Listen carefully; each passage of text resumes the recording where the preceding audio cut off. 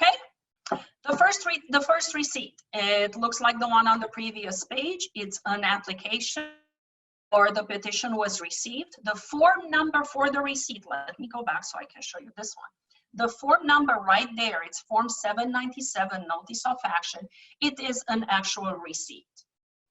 Okay, so now this form alone, it will not tell you what the application is. Here I happen to be, it's an H-1B, so I know it's an I-129, and this is the location it was sent, okay? The I-797, it's only the receipt form number. It's not the form number of what you filed. Every single receipt, very few exceptions, will be on form 797. When your attorney is asking, did you file a form, don't tell them you filed a 797 because that's not something you filed, that is something you receive from the government. When you get those receipts back, make sure you got them all. If you submitted the green card application, there were so many forms that you filed, some of which will send you receipts, some of which will not.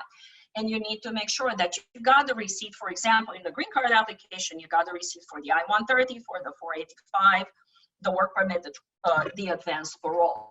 And you have to check for accuracy. It doesn't matter if your, say your name is John Smith. You would be surprised how many times the government sends back receipts with name Smith John. Smith John and John Smith are not the same. It really depends on where the comma is.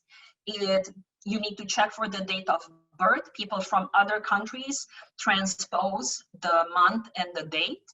So June 2nd is not February 6th.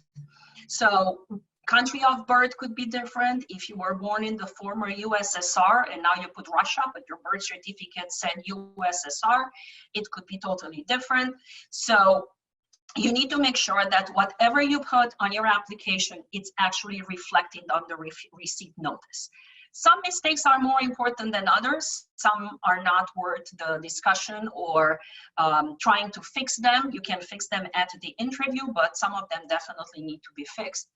What's commonly missing from those are apartment numbers in addresses. And if that is not corrected or at least addressed, you might be missing a work permit that is being mailed to you later.